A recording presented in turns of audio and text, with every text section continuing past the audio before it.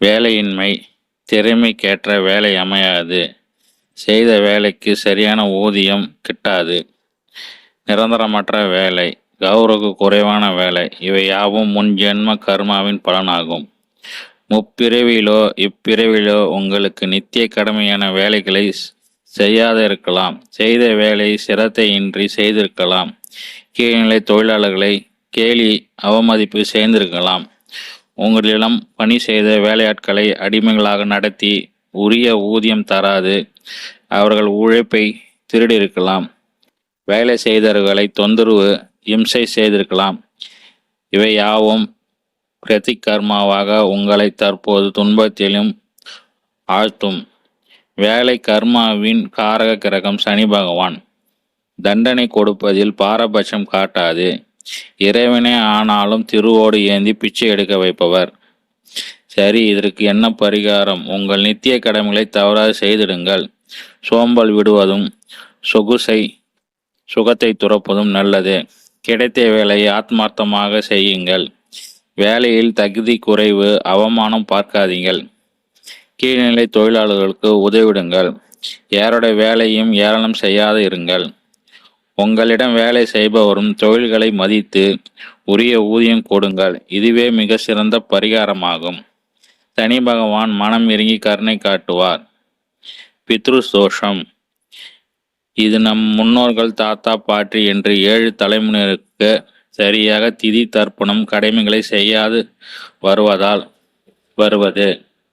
முன்னோர்கள் உள்ள கடனை தீர்க்க தில தர்ப்பணம் வெவ்வேறு அமாவாசையிலும் செய்வது, காகத்திற்கு உணவிடுதல், முதியோர் ஊனமுற்றோருக்கு உணவு உடை கொடுப்பது மிக சிறந்த பரிகாரமாகும்.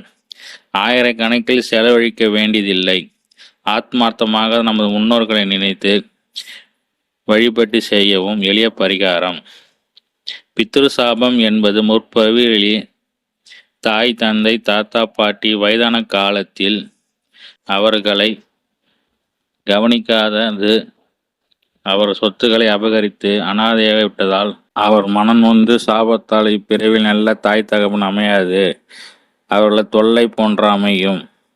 இதற்கு பரிகாரம் நம் பெற்றோர்கள் எப்படி இருந்தாலும் அவர்கள் மீது அன்பு செலுத்துவது, அவர்களின் தீமையை சகித்து அவர்களுக்கான கடமையை செய்வது. பெண் சாபம் முற்பிறவில் பெண்ணை அவமதிப்பது, கன்னி பெண்ணை நாசம் செய்வது, முதிய தாய்மை அடைந்த பெண்களை துன்புறுத்தி அவர்கள் சாபமிடுவது. பலனாய் இப்பிறையில் பெண் வாசமே கிட்டாது போவது, பெண்களால் அவமானம், பெண்கள் வெறுத்து ஒதுக்குவது, பெண்களால் ஏமாற்றப்படுவது நடக்கும். பரிகாரம்: உங்கள் குடும்பமே ஆயுளார பெண்களை மரியாதையாக நடத்துங்கள். வீண் பெண்கள் சபலங்கம் ஆளாக்காதீர்கள். விலை மாதுவே ஆனாலும் விமர்சனம் கேலி செய்யாதீர்கள். பெண் தேவ வழிபாடு செய்யும் சப்த கன்னியர் வழிபாடு உங்களுக்கு பாவங்களை போக்கி நன்மை தரும்.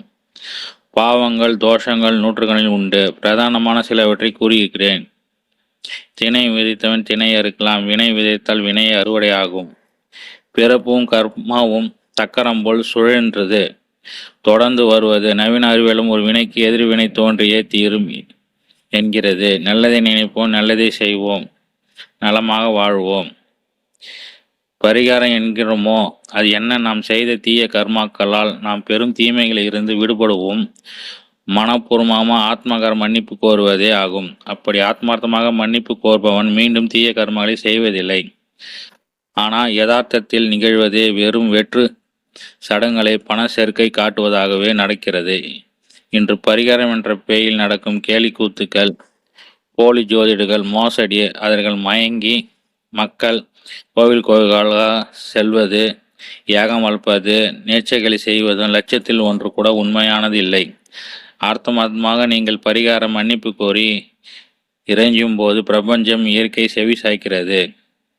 உங்களை எதிர்கால கர்மா தீய நடாமல் இருக்க உங்களை மாற்றி அமைக்கிறது. நடந்து முடிந்த கர்ம பலனை உங்களுக்கு அளிக்காதவாறு இல்லை. சில தடைகள் தோஷங்கள் தாக்கப்பூர்வமாக பகுத்தறிவோடு எளிய விளக்கங்களை தருகிறேன். திருமண தடை. இதற்கு காரணம் முன் ஜென்மத்தில் நீங்கள் புனிதமான இந்த பந்தத்தை உதாசனம் செய்திருக்கலாம், அல்லது பிறருடைய திருமண குடும்ப அமைப்பை சிதைத்திருக்கலாம்.